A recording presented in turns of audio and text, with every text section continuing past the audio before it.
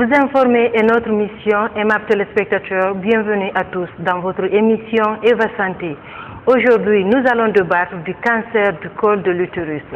Comment attrape-t-on ce cancer? En quoi le dépistage précoce du cancer du col de l'utérus est important? Quelles sont les conséquences et comment prévenir le cancer du col de l'utérus? La réponse à toutes ces interrogations nous seront données par notre invité, Dr Bangali Traoré, chef d'unité de chirurgie des cancers à l'hôpital national d'Onka. Bonsoir docteur. Bonsoir. Voilà, et avant de parler du cancer du col de l'utérus, dites-nous qu'est-ce que l'utérus représente chez la femme? L'utérus, c'est l'organe génital féminin. Oui. C'est un organe interne chez la femme qui assure un rôle important dans le développement et le fonctionnement chez la femme. Alors, c'est l'utérus qui assure, disons, les caractères sexuels féminins, notamment grâce à l'utérus, la femme voit ses menstruations chaque mois, à partir de la puberté jusqu'à la ménopause. Et c'est grâce à l'utérus également que la femme peut concevoir l'enfant. Donc l'utérus constitue le nid du développement du fœtus jusqu'à la naissance. Donc voilà, et l'utérus comporte plusieurs parties. Voilà, c'est un organe important pour la femme. Voilà. C'est un organe très important pour la femme qui comporte, disons, le corps de l'utérus et qui sert chez la femme pour la conception et pour les menstruations. Et puis il y a le col de l'utérus qui est perceptible au niveau du vagin et qui sert surtout pour l'accouchement et les relations intimes. Et les deux parties sont reliées par l'isthme. Donc c'est ça qui relie les deux parties. Et c'est tout cet ensemble qu'on appelle l'utérus. Voilà. Et quand est-ce parle-t-on du cancer du col, puisque c'est un organe très important pour la femme? Alors le cancer du col de l'utérus, c'est le résultat du développement d'une tumeur maligne à partir des cellules situées au niveau du col de l'utérus. À savoir qu'il y a deux parties. Il y a l'exocole qui est visible tout de suite au niveau du vagin lorsqu'on place un spéculum, et l'endocole. Donc les deux peuvent être le siège du développement d'un cancer ou d'une tumeur maligne du col de l'utérus. Voilà, comment se manifeste ce cancer du col de l'utérus?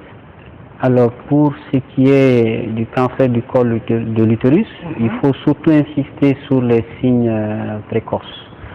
Alors le premier signe, c'est l'apparition d'un saignement, un saignement qui survient souvent après les rapports sexuels. Et ce saignement également peut survenir au décours des attouchements.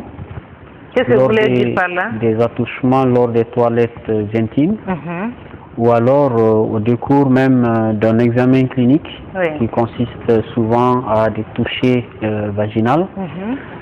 Donc sans faire attention, sans prêter attention, c'est des hémorragies, c'est des saignements qui passent le plus souvent inaperçus. Donc la femme qui a des relations sexuelles doit prêter attention à l'état des linges, et comme ça peut permettre de détecter très précocement le cancer du col. Mais vous voulez dire, docteur, que la femme peut saigner sans se rendre compte? Bien sûr, parce que le saignement, il est d'abord en très petite quantité et il ne survient que lorsque il y a que le col est manipulé, soit au décours d'un rapport sexuel, donc d'une relation intime, ou alors au décours d'une toilette intime, les femmes qui se font des attouchements, ou alors les toilettes vaginales. Les toilettes vaginales, justement, ou alors au décours d'un examen clinique, un toucher vaginal, donc on peut constater le saignement. Alors, en dehors de cela, il y a aussi des femmes qui peuvent se plaindre de douleurs au moment des rapports sexuels. Alors, c'est ce qu'on appelle la dyspareunie. Donc, c'est la douleur suite à ces relations intimes. Et ensuite, on a des femmes qui vont présenter des pertes vaginales. Les pertes blanches, oui. Donc qui ne s'arrêtent pas et qui peuvent s'observer dans plusieurs autres maladies et même de façon naturelle et physiologique, on peut constater, mais ce sont des pertes qui souvent ne se traitent pas malgré les prescriptions médicales. C'est aussi des pertes qui deviennent de plus en plus importantes. Au départ, c'est une quantité infime, mais au fur et à mesure, sans traitement, ces pertes augmentent de quantité et l'odeur aussi peut changer. Voilà, mais est-ce que, docteur, la femme ne va pas croire qu'elle a une infection? Ben justement, c'est ce que j'ai dit, c'est-à-dire qu'avec les pertes, souvent c'est pris comme des infections. Et les malades, les femmes sont traitées plusieurs fois, malgré même des examens bactériologiques ou virologiques.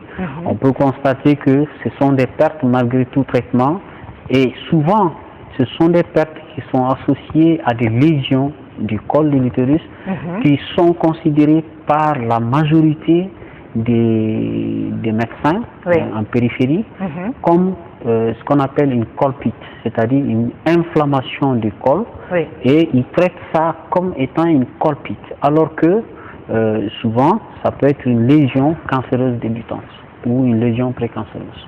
Voilà, dans vos explications, vous avez parlé de saignement. Vous savez aussi, les femmes qui ont la gonococcie peuvent saigner. Quelle lecture pouvez-vous faire entre ces saignements liés à la gonococcie et le cancer du col de l'utérus?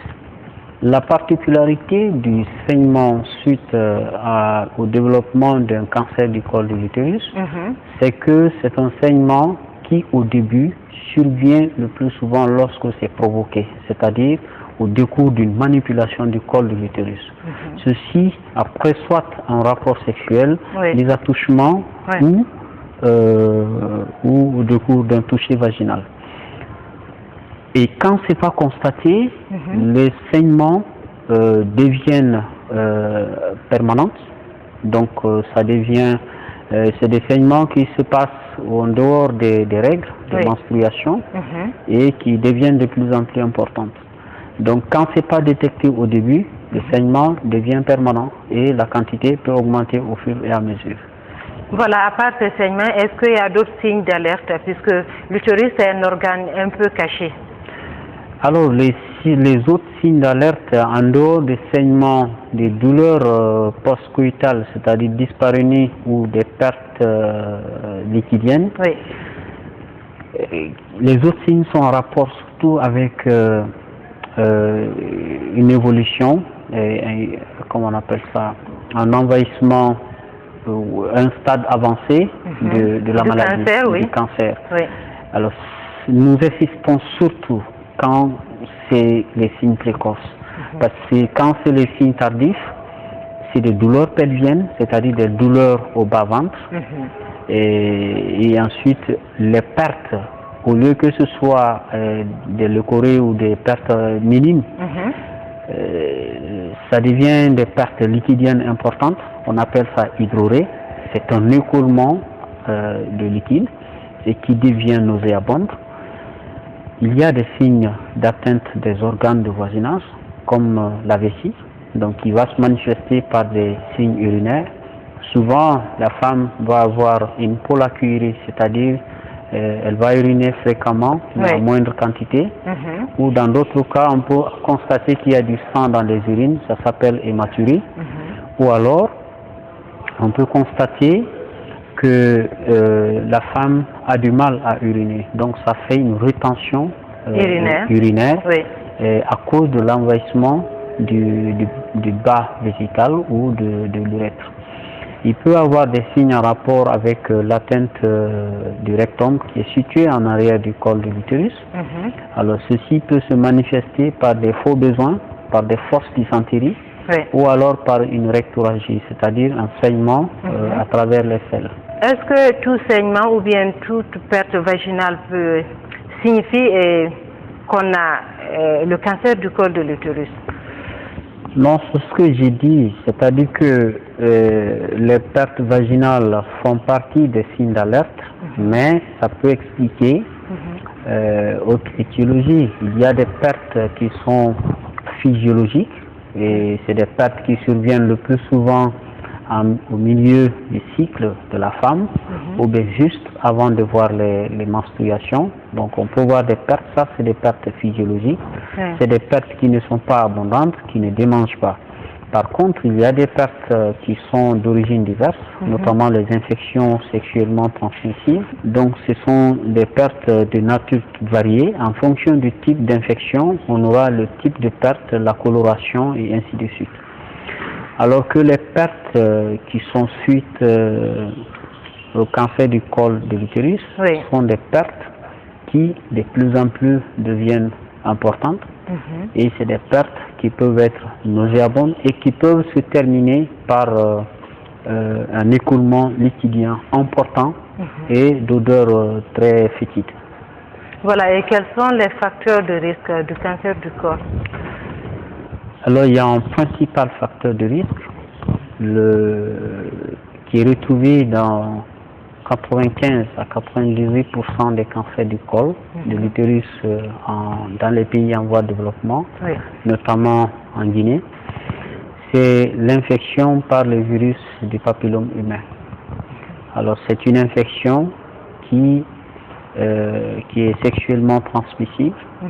Il y a plus de 100 sérotypes, mais il y a des sérotypes de ces virus qui sont hautement oncogènes, donc qui entraînent l'apparition du cancer du col de l'utérus. Il y a des sérotypes qui sont faiblement oncogènes, mais qui peuvent aussi entraîner le col, surtout chez la femme qui est infectée par le VIH. Secondairement, c'est un cancer qui est aussi associé, qui est classant sida, c'est-à-dire qui est fréquemment retrouvé chez les femmes qui sont infectées par le VIH. Le VIH, oui. Et donc, le VIH en lui-même n'est pas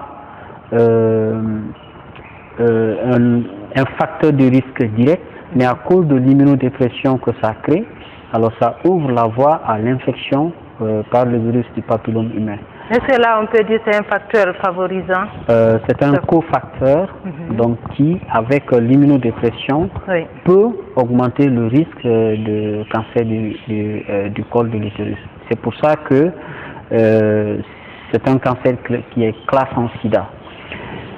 En dehors de ce facteur, c'est-à-dire le virus du papillome humain, il y a des facteurs comme la consommation de tabac.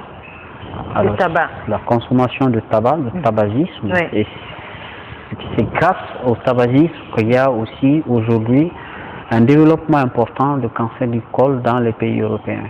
Parce que là-bas, il y a moins d'infections, mais plutôt c'est la consommation du tabac. À côté, il y a le manque d'alimentation, donc la vitaminose A et C, et le déficit aussi en certains oligo-éléments comme le sélénium, ça peut entraîner une faiblesse de l'immunité au niveau du col et favoriser les infections par le virus du papillome humain. Il y a d'autres facteurs qu'on n'arrive pas à expliquer, c'est la pollution atmosphérique. Aujourd'hui, on voit les cancers apparaître chez certains individus qui n'ont aucun de ces facteurs de risque et ça veut dire qu'il y a encore des facteurs qui ne sont pas connus. Mais le principal facteur de risque du cancer du col de l'utérus qui survient dans les pays en voie de développement, c'est l'infection par le virus du papillome humain. Ça, c'est dû à la pollution de l'environnement? Non, c'est une infection qui est sexuellement transmissible, le virus du papillome humain. Vous voulez dire, docteur, que l'homme porte ce virus en son sein et c'est après le contact que le virus la maladie se manifeste? Alors, c'est un virus qui est souvent porté aussi par l'homme, mais l'homme aussi peut développer d'autres types de cancers, notamment le cancer de la verge qui est moins fréquemment retrouvé. et les cancers de la marge anale et les cancers de la cavité buccale ou de l'œsophage. Ça, c'est des hommes, par exemple, des homosexuels qui, avec le comportement sexuel à risque, peuvent développer ce type de cancer. Mais dans la majorité des cas, l'homme est porteur sain de ces virus. Voilà, la femme est la plus victime, quoi. Voilà, et comment vous faites le dépistage de ces cancers? Et dites-nous également en quoi le dépistage précoce est-il important? Alors, comment on fait le dépistage? Oui. Il y a plusieurs méthodes. La méthode la plus anciennement utilisée, c'est le frottis cervico-vaginal, c'est-à-dire c'est un examen qui consiste à faire des prélèvements cytologiques au niveau du col de l'utérus et qui est examiné. Donc les cellules qui sont prélevées au niveau du col sont examinées dans un laboratoire de cytopathologie ou d'anatomie pathologique et qui permet de dire est-ce qu'il y a des lésions précancéreuses ou pas. Et ensuite on a la deuxième méthode.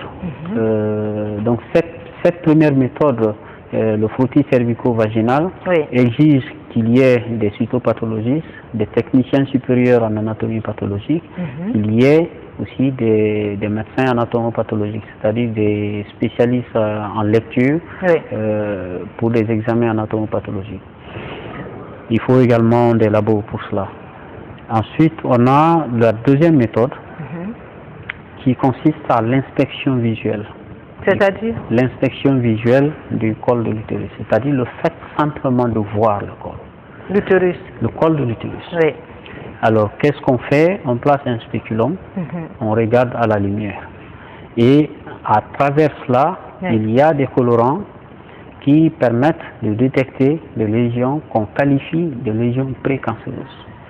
Alors, ce colorant, c'est l'acide acétique dosé à 5% et le Lugol qui contient de l'iode et qui permet, avec ces colorations, de détecter des lésions précancéreuses.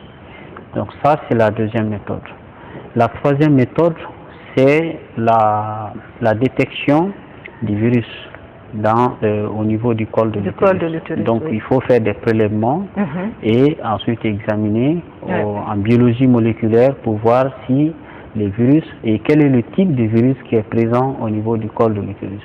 Donc puisqu'on sait qu'il y a des virus qui sont hautement oncogènes, c'est-à-dire qui ont un risque important d'entraîner l'apparition du cancer, donc si on détecte ces virus-là, alors on surveille intensément ces malades-là et parfois on peut leur proposer un traitement avant qu'elles ne développent la maladie.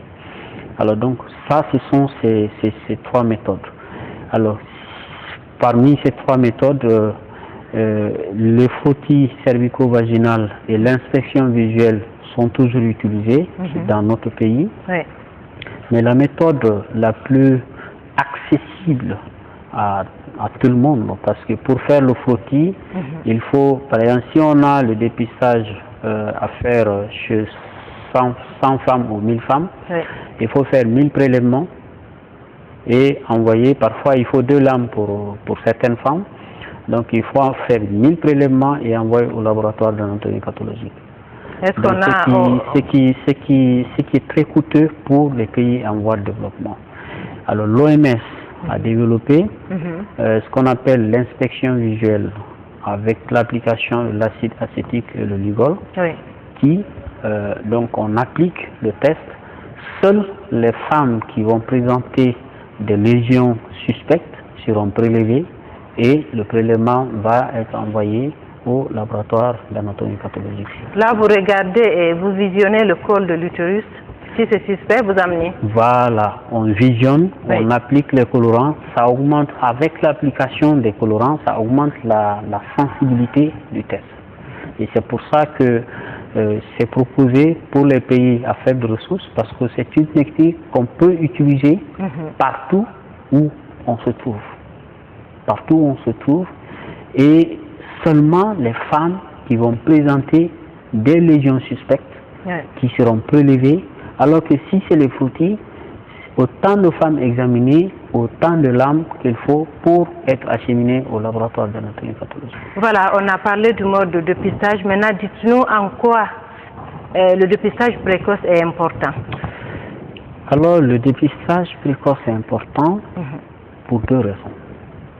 La première, c'est que le dépistage permet de détecter des lésions précancéreuses.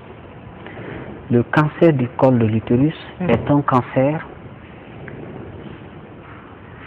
qui, depuis le premier jour d'infection par le virus du papillome humain jusqu'au développement du cancer, ça peut traîner jusqu'à 7 à 12 ans.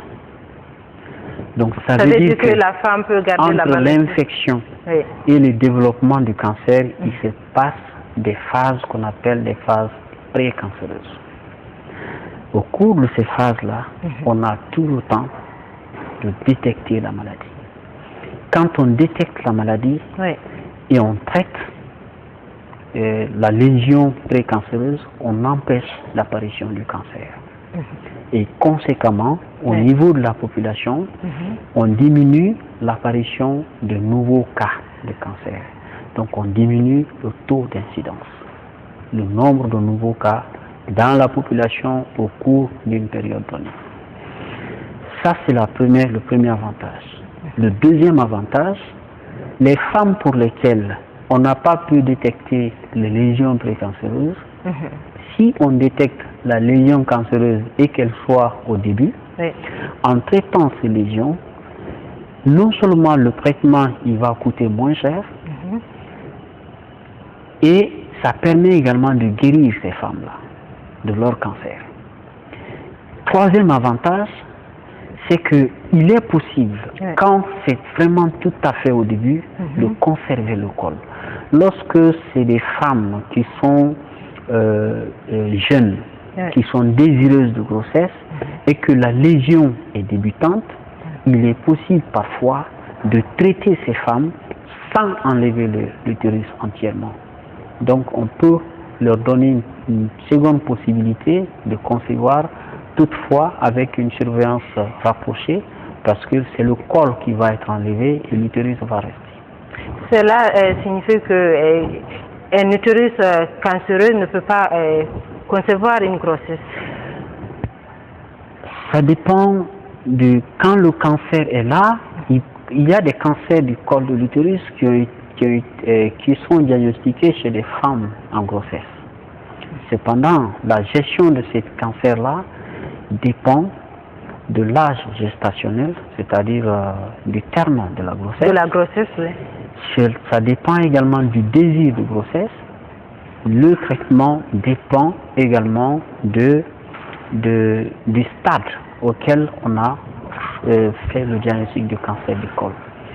Donc tous ces facteurs associés, plus maintenant l'avis d'un comité d'éthique, dans chaque pays il y a un comité d'éthique, un comité de morale qui permet d'examiner ces situations pour voir qu'est-ce qu'il faut prioriser dans les deux cas. Est-ce qu'il faut mettre en priorité la grossesse ou est-ce qu'il faut mettre en priorité la vie de la femme? Vous faites le choix? On fait le choix.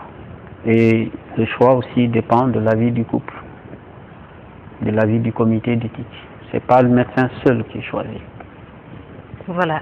Et maintenant, dans les foyers polygames ou les hommes qui ont beaucoup de partenaires, est-ce que si par exemple tu vis avec une femme qui a le cancer du col, après avoir fait une relation sexuelle, est-ce que l'homme là est capable de transmettre la maladie à une autre? Parce que lui en question, il n'a pas d'utérus pour parler du cancer du col chez l'homme. Bon, on sait que le principal facteur de risque, c'est l'infection par le virus du papillome humain. Oui. Nous, on a fait une étude quand j'étais en séjour au Sénégal. On s'est rendu compte que les femmes qui avaient les cancers du col de l'utérus, la majorité d'entre elles vivaient dans des foyers de polygamie. Oui. Ça veut dire que le risque, en étant dans un foyer de polygamie, devient plus important à cause de la transmission, parce que l'immunité parfois des femmes ne sont pas les mêmes. Donc certaines sont plus à risque de développer la maladie, et alors que d'autres ont des facteurs peut-être qui sont protecteurs. Donc la polygamie, encore une fois, les partenariats sexuels multiples sont des facteurs de contamination du virus du papillome humain. Et quelles sont les conséquences que cela peut entraîner? Les conséquences de la polygamie? Pas de la polygamie, mais du cancer du col de l'utérus. Alors, la conséquence, c'est que, la première conséquence, c'est que, puisque c'est un cancer qui atteint le plus souvent, de plus en plus, la femme jeune, donc c'est la mortalité qui va être élevée. Quand ce n'est pas détecté tôt, si ce n'est pas traité, c'est la mortalité féminine. C'est le premier cancer de la femme en Afrique aujourd'hui, ou particulièrement en Guinée. Donc c'est un cancer qui tue, qui tue plus de femmes. Et en plus,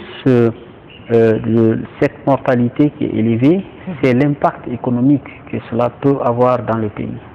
À supposer aujourd'hui que donc ces femmes-là doivent être traitées. Aujourd'hui, on n'a pas de radiothérapie.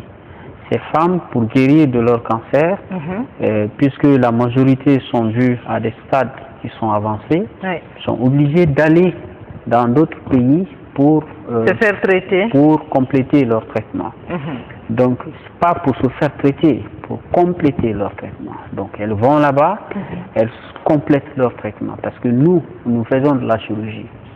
Nous faisons de la chirurgie sur place et il faut, en plus de la chirurgie, compléter le traitement par la radiothérapie. Et donc, ça fait un impact économique pour le pays. Donc, l'impact à la fois aussi un impact social et familial, parce qu'une femme active qui meurt, donc va laisser derrière elle des enfants orphelins qui auront du mal à être éduqués ou à être élevés. Donc l'impact est à la fois sanitaire à cause de la mortalité, c'est aussi économique et social. Voilà, et pourquoi le cancer du col de l'utérus ne touche que les jeunes femmes? Bon,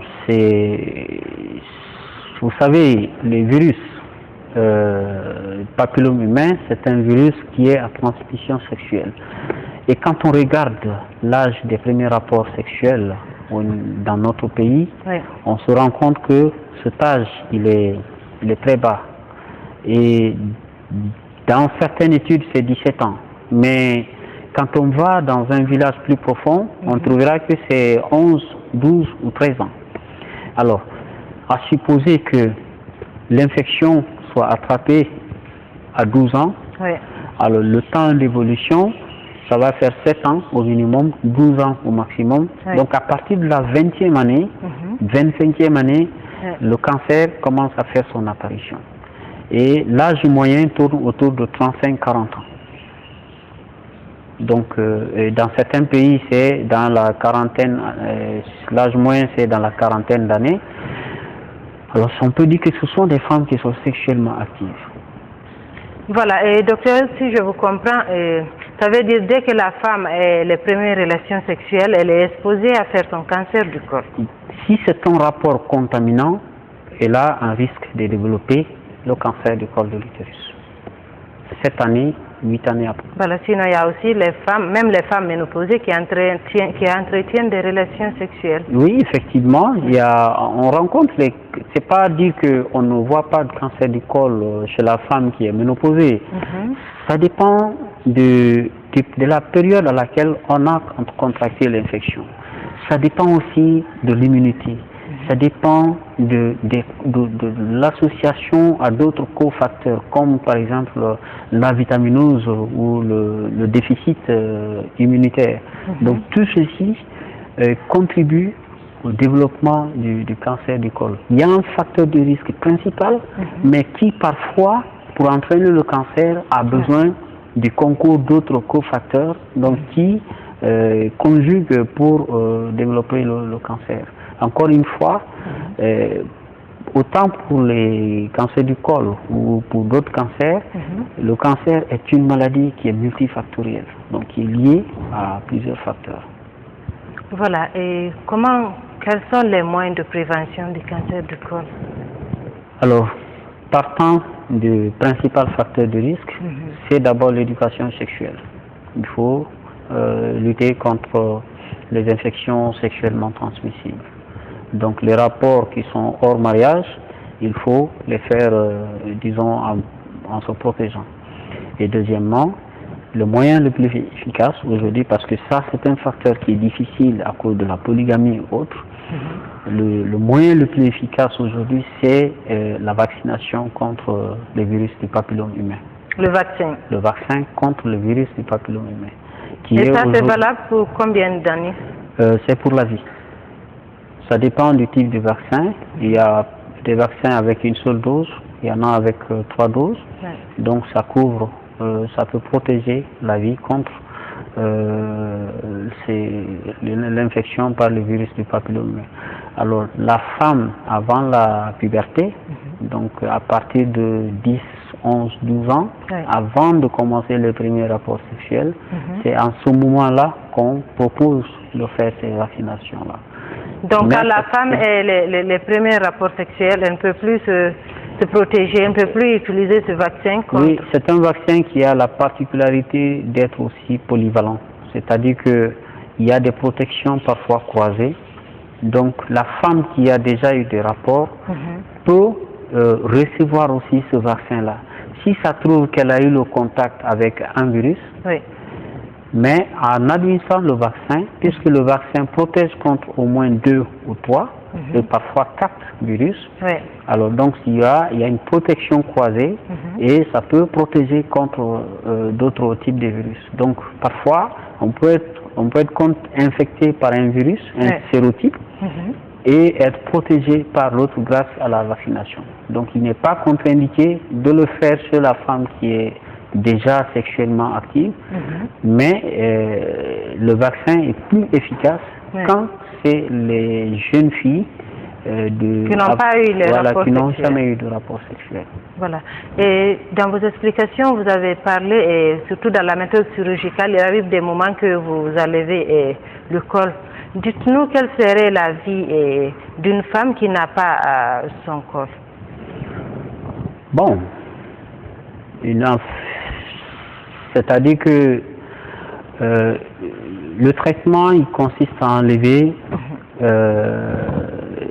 quand c'est un cancer débutant, on fait ce qu'on appelle la conisation ou l'ablation du col de l'utérus qu'on appelle la trachélectomie. Ça, c'est une chirurgie exceptionnelle qui est utilisée chez des femmes jeunes qui ont un cancer débutant et qui sont désireuses de grossesse. Cependant, la majorité, le traitement radical, c'est l'ablation de l'utérus en totalité. C'est-à-dire que quand on enlève l'utérus en totalité, la femme ne peut plus concevoir, elle ne peut plus voir les règles, elle ne peut plus voir les règles, elle ne peut plus concevoir. Et puisque souvent, on enlève l'utérus et ses annexes, c'est-à-dire les ovaires, alors elle ne peut plus concevoir et elle sera ménopausée définitivement. Donc c'est ça un peu la particularité. Donc il y a des femmes... on peut parler de stérilité s'il faut, si on a enlevé les ovaires. Oui, on ne peut plus parler de conception. Donc c'est une femme qui va être ménopausée et ça c'est une ménopause artificielle. C'est-à-dire une ménopause suite à une intervention chirurgicale. Donc qui a enlevé l'utérus et ses annexes, c'est-à-dire les ovaires. Ça c'est les conséquences de la chirurgie. Voilà. Maintenant, est-ce que vous avez d'autres méthodes? C'est pas incompatible à la vie. Enlever l'utérus d'une femme et donc qui est ménopausée, ce n'est pas incompatible à la vie. C'est-à-dire qu'il vaut mieux cela que de voir une femme mourir alors qu'on peut sauver cette femme-là. Voilà, nous arrivons au terme de cette émission. Quel appel avez-vous à lancer à nos aimables téléspectateurs? Bon, l'appel que je lance, c'est d'inviter les femmes à se rendre dans les centres de santé ou dans les centres de dépistage pour le dépistage du cancer du col de l'utérus. Et de ne pas croire qu'on ne peut pas soigner ces maladies-là chez nous. Et l'appel aussi, c'est pour les autorités, pour les très bonnes volontés, que le traitement du cancer nécessite, du cancer du col nécessite 3 méthodes. Il y a la chirurgie, la chimiothérapie, mais aussi la radiothérapie qui permet d'optimiser les résultats du traitement. Aujourd'hui, en Guinée, on n'a pas de radiothérapie. Donc, c'est un cri d'alarme. Et comment vous faites? Pour qu'il y ait... Il y a des projets qui cherchent des financements. Donc, on cherche les financements. Vous tendez la main? On tend la main à tout le monde pour trouver le financement. Donc, aux autorités, aux institutions et à toutes les bonnes volontés, à tout investisseur qui veut vraiment aider à développer la cancérologie en Guinée. Voilà, aimables téléspectateurs, vous avez compris les conseils de notre invité, Dr Bangali Traoré, chef d'unité de chirurgie des cancers à l'hôpital national d'Onka. Avec lui, on parlait du cancer du col de l'utérus. Pour vos critiques et suggestions, appelez au 662 80 26 12 ou au 628 05 32 52. Merci à l'équipe qui m'a aidé pour la réalisation de cette émission et nous vous remercions aussi pour le temps que vous prenez pour nous suivre. Passez d'excellents moments en compagnie de nos programmes.